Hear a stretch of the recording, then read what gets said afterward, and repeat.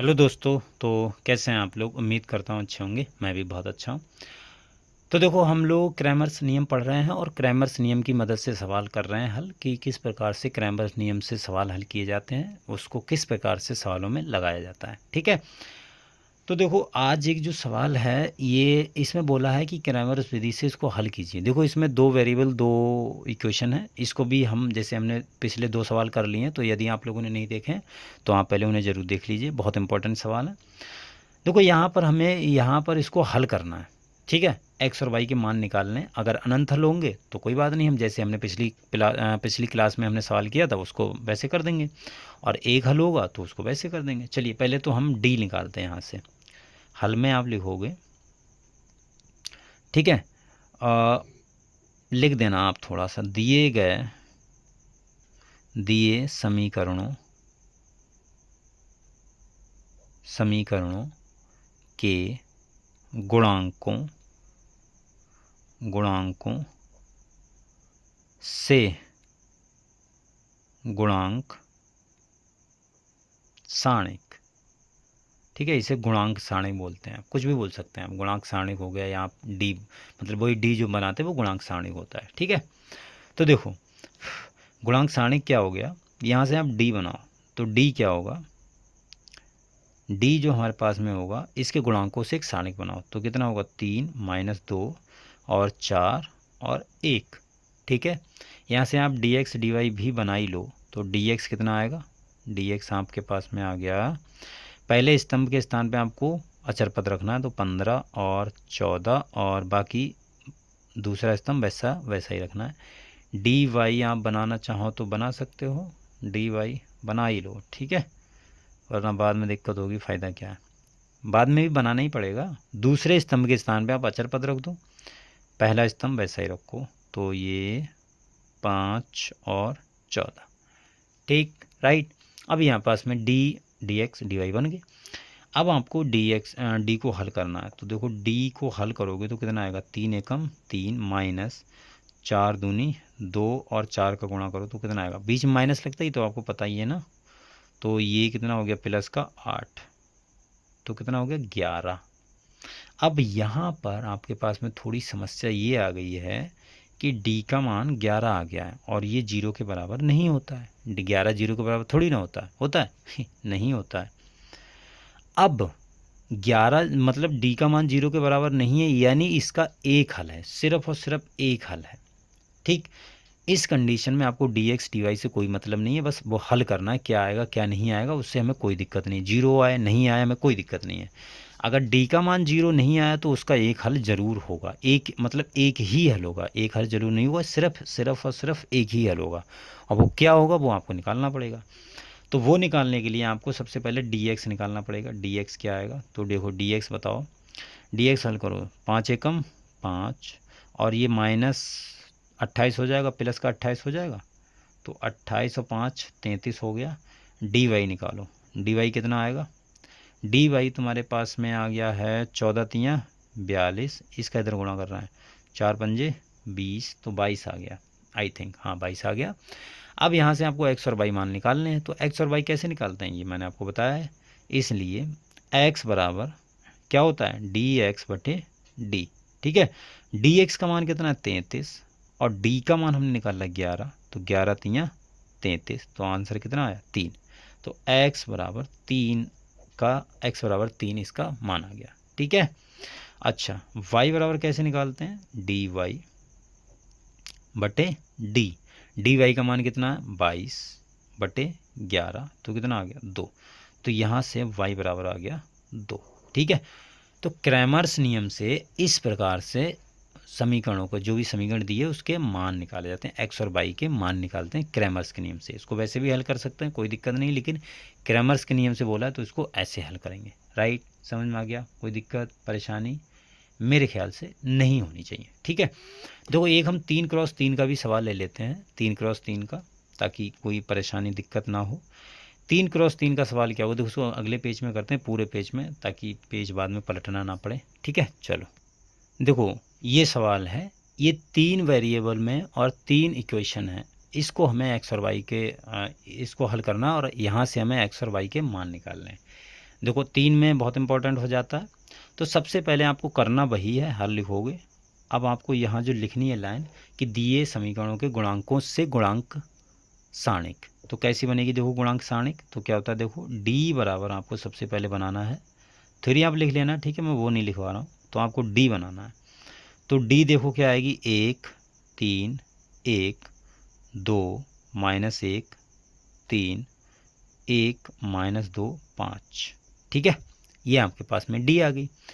Same आपको देखो पहले डी एक्स बना लेना है, सब चीज़ आप बना लीजिए। तो डी एक्स देखो क्या आएगी, पहले स्तंभ के स्थान पे आपको अचर पद रखना है। तो कितना आएगा 5 4 4, ठीक, और 3 -1 -2 1 3 5, क्लियर। फिर डी वाई बनाओ, डी वाई कितना आएगा देखो, दूसरे स्तंभ के स्थान पे आपको अचर पद रखना है, बाकी दोनों पहले ही रखो, बाकी पहला स्तंभ और लास्ट वाला स्तंभ वैसा का वैसा ही रखो, ठीक है, राइट। तो ये क्या बनेगा 1 2 और 1, और इसकी जगह पे आपको अचर पद रखना है। तो 5 4 4, और लास्ट वाला वैसा का वैसा ही आ जाएगा, उसमें कुछ चेंज मत करना, ठीक है। और देखो डी जेड भी बना लो, ये मैंने इधर उधर लिख दिया, कोई बात नहीं, आप सही से लिख लेना अपनी कॉपी में, ठीक है। तो पहले के दो वैसे ही रखो, 1 2 1 3 -1 -2, लास्ट वाले को चेंज कर दो, 5 4 4, ठीक, ये आपने सब बना लिए, क्लियर। अब ये बनने के बाद में आपको क्या करना है, सबसे पहले डी को हल करना है। तो डी बराबर क्या है देखो, डी बराबर जो है ये है 1 3 1 2 -1 3 1 -2 5, ठीक है। तो इसको हल करो, देखो हल करने के बाद में क्या आएगा, एक ये गया तो -5 और +6, ये देखो हल करना आता होगा आपको, ये तो आता ही होगा, ये भी नहीं आता होगा तो दिक्कत है। फिर ये गया और ये गया, तो 5 दूनी 10 -3, और ये कितना आएगा +1, ये और ये, तो -4 +1, तो कितना आ गया, ये हो गया 1 -7, 7 बचेगा, 7 यहाँ 21, और -3, तो कितना आ गया -1 -24, तो -23, ठीक है। ये हमारे पास में -23 आ गया। अब यहाँ पर देखो डी का मान आया -23, यानी 0 के बराबर नहीं है। बस अगर 0 के बराबर नहीं है तो आपको D X D Y D Z निकालना ही पड़ेगा, क्या आएगा क्या नहीं आएगा उससे आपको मतलब नहीं है, ठीक है। अब डी का मान 0 नहीं आया, यानी इसका एक हल है, सिर्फ कितना हल है, सिर्फ और सिर्फ एक हल है। वो क्या हल है वो आपको निकालना पड़ेगा, यानी कहने का मतलब एक्स वाई जेड के मान निकालने पड़ेंगे, ठीक है। अब यहाँ से आपको डी एक्स पता करना है। देखो डी एक्स क्या है हमारे पास, पता नहीं करना, हल करना उसको, ठीक है। तो ये डी एक्स हमारे पास में है क्या, 5 3 1 4 -1 3 4 -2 और 5, इसको हल करो, देखो क्या आएगा। इसको आप डी एक्स को हल करोगे तो ये आपके पास में आएगा 5 और -5 +6, वही आ जाएगा, ठीक है तो वही लिखा हुआ, मतलब 5 को पकड़ो तो ये गया, ये 5 एकम 5 3 दूनी 6, तो ये आपको हल करना आता हो तो -3 और 20 -12, देखो ये आएगा, ये गया और ये गया, 4 पंजे 20 4 तियाँ 12, और +1 तो -8 +4, ठीक है। ये कितना आ गया देखो तुम्हारे पास में, ये 1 बचा तो सिर्फ 5 आ जाएगा, ये कितना बचा देखो, ये बचा 8 8 तियाँ 24, तो -24, और ये कितना आ गया -4, तो ये कितना आ गया हल होके -23 आ गया। तो डी एक्स का मान भी कितना आया 23 आया, क्या आया क्या नहीं आया कोई दिक्कत नहीं है, कुछ ना कुछ तो आएगा ही। तो डी एक्स बराबर कितना आ गया -23।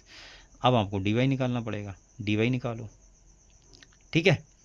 डी वाई देखो क्या है, 1 5 1 2 4 3 1 4 5, क्लियर।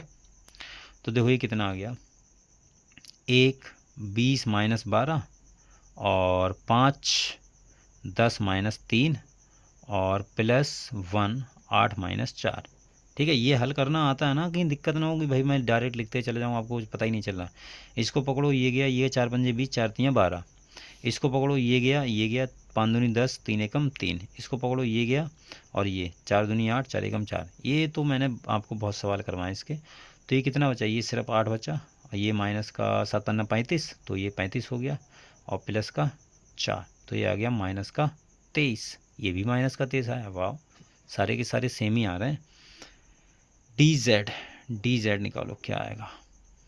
तो डी जेड है क्या, 1 3 5, 2 -1 4, 1 -2 4, ठीक है।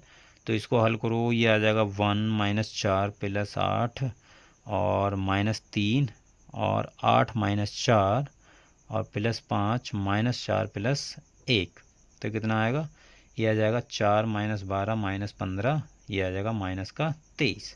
तो इसका भी 23 आया है, वाह, ये भी 23 आया है। अब यहाँ से आपको dx dy dz मतलब आपको पता चल गया है, यहाँ से आपको x y z के मान निकाल सकते हैं, बिल्कुल निकाल सकते हैं। क्यों, कैसे, देखो, चूँकि x बराबर हमको पता है dx/d होता है, dx का मान कितना है, माइनस का 23, और d का मान भी कितना है, माइनस का 23, तो ये 1 आ गया। तो x का मान हो गया 1, y का मान निकाल लो, dy/d, dy का मान कितना है, माइनस का 23, और इसका मान भी कितना, माइनस का 23, तो ये प्लस का 1, ठीक है। तो ये प्लस का 1 हो गया, और z का मान आप निकाल सकते हो, dz/d, तो ये कितना आ गया, माइनस का 23 ये भी है, और माइनस का 23 ये भी है, तो ये 1 1, ठीक है। यानी x बराबर भी 1, y बराबर भी 1, z बराबर भी 1, तो ये 1 आ गया, राइट। समझ में आ गया, क्वेश्चन क्लियर हो गया। तो 3x3 का सवाल हम इस प्रकार से हल करेंगे। तो आई होप क्रैमर्स रूल आपको अच्छे से क्लियर हो गया होगा, कोई दिक्कत नहीं हुई होगी, राइट। चलिए फिर, अगर कोई दिक्कत नहीं हुई है तो आज की क्लास यहीं पर समाप्त करते हैं, और क्रैमर्स के संबंधित जितने भी आपको सवाल मिलें अब आप उनको आराम से कर लीजिएगा, कोई दिक्कत परेशानी नहीं होगी, अब आराम से सॉल्व कीजिएगा, कोई दिक्कत वाली बात नहीं है, ठीक है। हो सकता है, देखो, अगली क्लास में आपको हो सकता है 1-2 सवाल और करवा दूं, उसके बाद में हम अगला चैप्टर स्टार्ट करेंगे, अवकलनीयता तथा सततता तथा अवकलनीयता, ठीक है, continuity and differentiability, and that is most important topic, बहुत इंपॉर्टेंट है, बहुत बहुत बहुत ज़्यादा इंपॉर्टेंट है, ठीक है। तो आप एक मतलब इससे संबंधित अगर जो अलग होंगे सवाल वो मैं करवा दूंगा, बाकी सेम टू सेम सवाल होंगे तो आप उनको खुद से ट्राई कर लीजिएगा, ठीक है।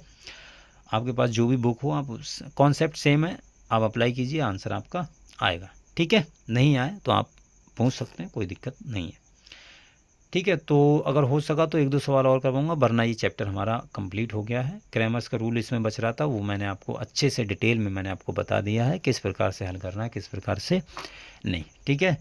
चलिए फिर आज के लिए इतना रखते हैं, मिलते हैं अगली वीडियो में, तब तक के लिए बाय।